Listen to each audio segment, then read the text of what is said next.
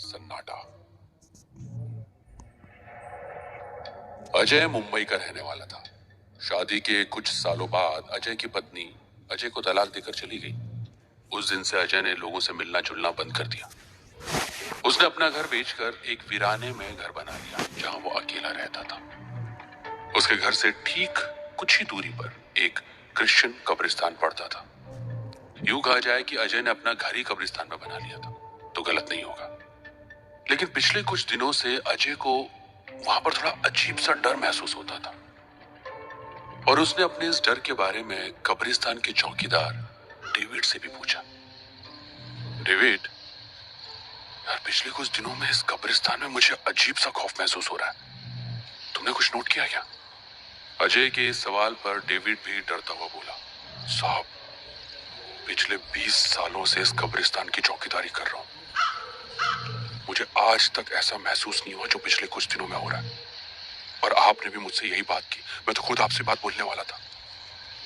पता नहीं क्या होगा, क्या बात है, क्या होने वाला है। इतना बोलकर डेविड कब्रिस्तान में चला गया। रात के सन्नाटे और स्याह अंधेरे में डूबे उस पुराने कब्रिस्तान में कब्रों पर जलती हुई एक आध मोमबत्ती की रोशनी में सूखे पेड़ों की परछाई काफी भयानक और दिल दहला देने वाली आकृति बना रही थी। डेविड कब्रिस्तान में अपनी झोपड़ी में सिगरेट के कश लगाने लगा। उसको यहाँ करीब 20 साल हो गए थे और इतने सालों में उसे कभी डर नहीं लगा। लेकिन वो अजय की बातों से भी सहमत था। उसे भी करीब 15-20 दिनों से अजीब सा डर लग रहा था। यूं कह लो जब से वो कुछ दिनों के लिए अपने गांव गया था और उससे लौटने के बाद वहां का वातावरण, वहां की आबोहवा कुछ रहस्यमयी और खौफनाक सी हो गई थी। गहराती रात के साथ ही पूरे कब्रिस्तान में खून जमा देने वाली ठंड सी हो जाती है। सूखे ठूंठ हो चुके पेड़ों में छिपे उल्लुओं की डरावनी आवाजों के बीच किसी बच्ची की हंसने की आवाजें गूंज उठती हैं। फिर कुछ अजीब सा शोर उसे सुनाई देता है, जैसे कुछ लोग बातें कर रहे हो। डेविड के दिमाग में अजय की कई बातें चल रही थी कि अचानक वो एक बच्ची के खिलखिला देने वाली हंसी की आवाज से उठ बैठा। उसने अपनी टॉर्च की रोशनी उस ओर फेंकी जहां से हंसने की आवाज आ रही थी। टॉर्च की रोशनी में डेविड ने एक परछाई देखी जो उस कब्र के पास उल्टा बैठकर बातें करती हुई हंस रही थी। ये देखकर डेविड चिल्लाया, कौन है? कौन है वहां पर? मगर अचानक डेविड के शरीर के सारे रोंगटे खड़े हो गए और खामोशी छा गई। कुछ ही पल बाद सूखी घास के चरपराने की आवाजों के साथ पेड़ों पर उल्टे लटक रहे चमगादड़ अपने टहने फड़फड़ाकर ची ची करते हुए इधर उधर मंडराने लगे। डेविड ने देखा कोई बच्ची तेजी से भागी और फिर अंधेरों में खो गई। डर से कांप रहे डेविड ने वापस उस कब्र की तरफ टॉर्च की रोशनी फेंकी। वो देखकर उसकी टांगें जोर जोर से हिलने लगी। उसने देखा एक बिना धड़ की लाश जिसका एक हाथ और एक पैर भी नहीं था वहां पड़ी हुई थी। अचानक डेविड का सर घूमने लगा और वो वहीं बेहोश हो गया। सुबह उठने पर वो लड़खड़ाते हुए कदमों से उस कब्र पर गया जहां रात उसने कटी फटी बिना धड़ की लाश और किसी को बैठे देखा था। ये कोई नई कब्र थी। तभी उसे उस कब्रिस्तान का दूसरा चौकीदार पीटर नजर आया जो उसी के पास चलता हुआ आ रहा था।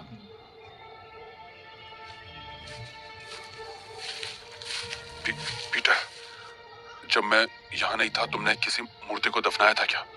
नहीं डेविड, तुम्हारे जाने के बाद यहाँ किसी को नहीं दफनाया गया।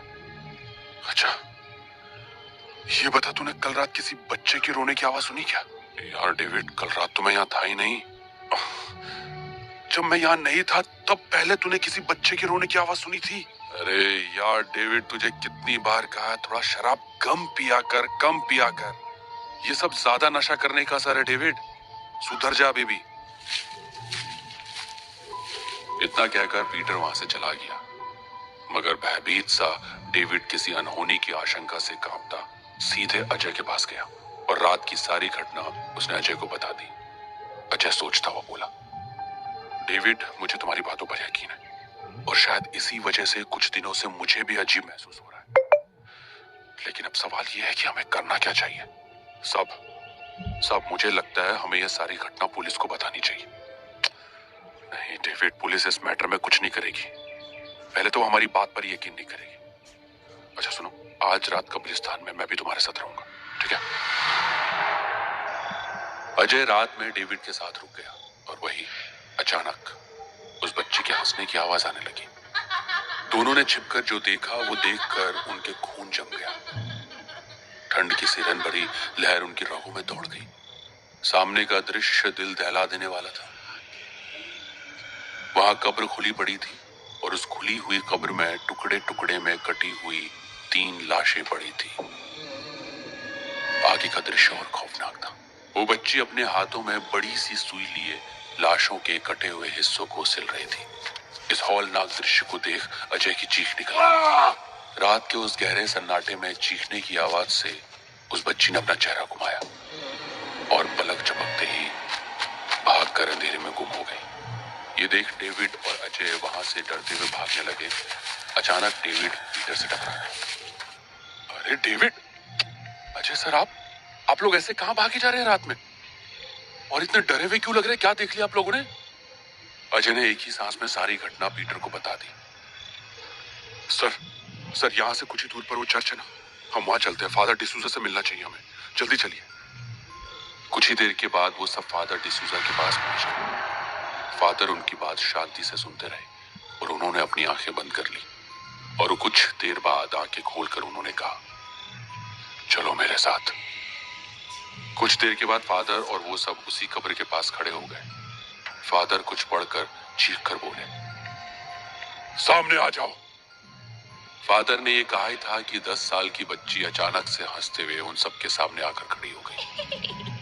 बोल, कौन है तू और इन लाशों के साथ क्या कर रही है? कौन लगते हैं तेरे?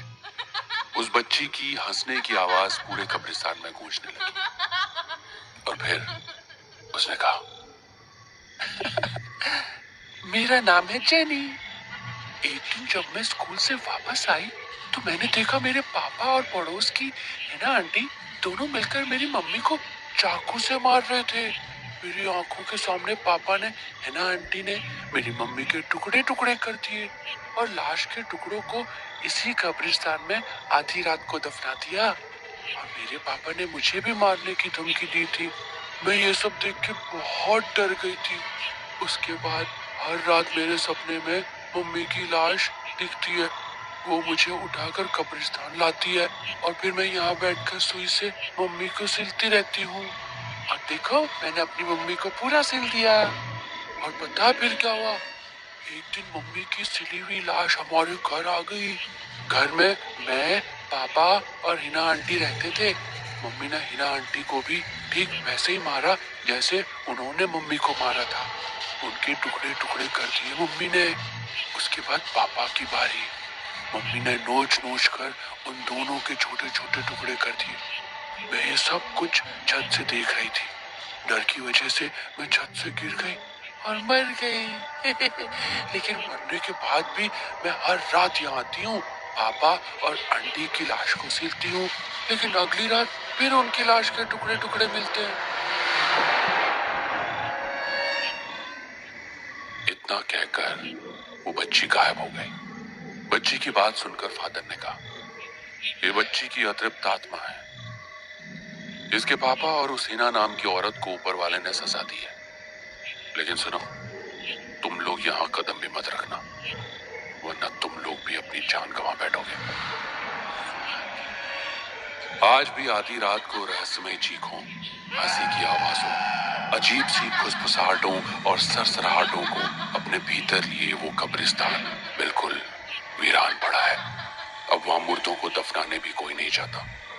अजय भी अपने उस मकान को छोड़कर चला गया और अब वहां सन्नाटे और दहशत के अलावा कुछ नहीं है।